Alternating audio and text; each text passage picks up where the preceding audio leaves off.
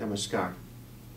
This is the final segment of this series about carpal tunnel and using yoga solutions for pain management. And sometimes it could possibly be a solution to the entire problem. Now, in this one, what we're going to do is, initially we're going to talk a little bit more about hot and cold therapy and when you should use which.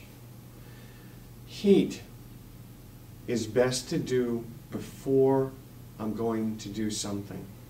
So if I'm applying anything that's going to warm up my wrists, that would be before I was going to type.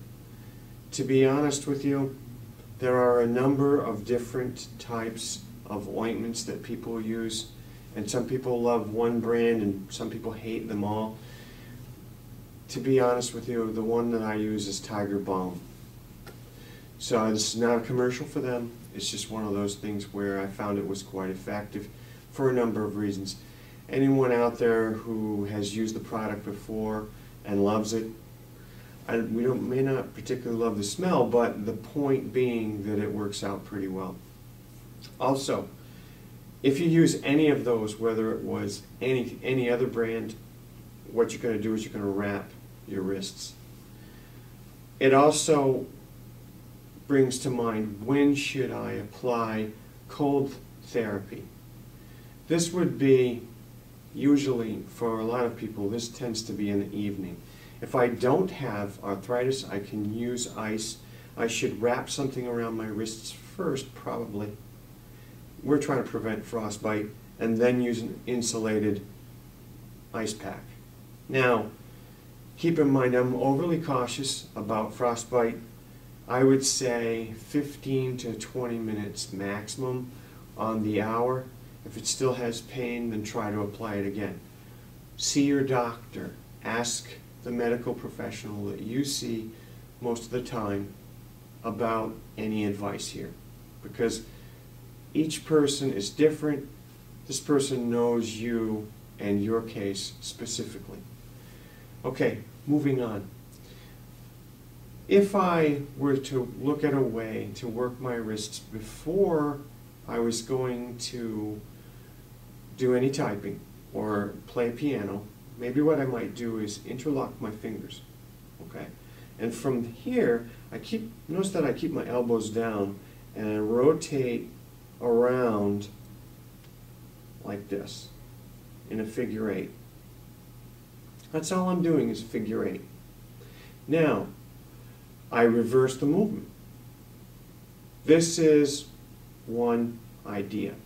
This is a wrist warm-up. If I have severe arthritis in my wrists, I'm going to see how I feel and play it from there, because this might not work for everyone. If you don't have any arthritis, then this is no problem. There are some other options here, and that is open palms, and now I have a figure eight. Could open the fingers if you like, and then reverse.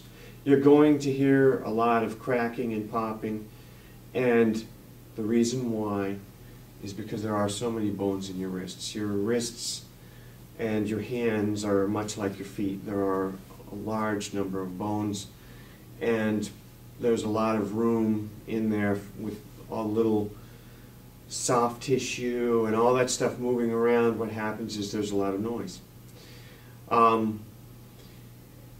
Also, as far as, let's consider a stretch going this way. Now this we had covered these and this. We had covered going up and down. Now what I'm going to do is I'm going to show you bringing this forward. So what I'm going to do is I'm going to bring it forward from the knuckles only, not the fingers. Okay, we're not drawing forward with the fingers at all. So I use my palm. I don't press hard. I just find out where my edge is, right here. And I especially do not push hard, okay? No touching the fingers at all. The reason why is we don't want to snap a tendon. Snapping a tendon is definitely something we do not want to do. The opposite part of this movement would be to roll it back this way And so I push on the pads, again, not on the end of the fingers.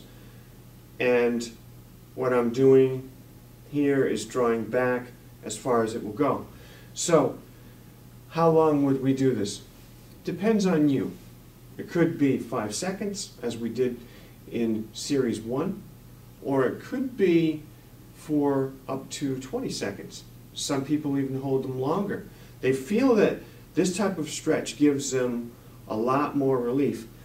And the holding of this, the longer we hold, usually if I have arthritis, shouldn't aggravate me too much, because as I hold it in one direction and I equally hold it in the opposite direction, and I'm not moving fast, I'm not going like this. There is no repetitive movement here. I just hold this, say, hypothetically, we'll say for 20 seconds, and then for 20 seconds this way. Okay? To be honest with you, if you were in moderation, practicing in moderation, you could go much longer than 20 seconds, but you want to see how much pain relief you get. Up to 4 times. So that would be 4 times this way, 4 times this way, 20 seconds each.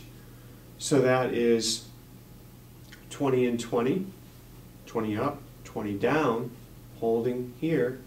We've used 40 seconds, and that would be 4 times, a total of 160 seconds.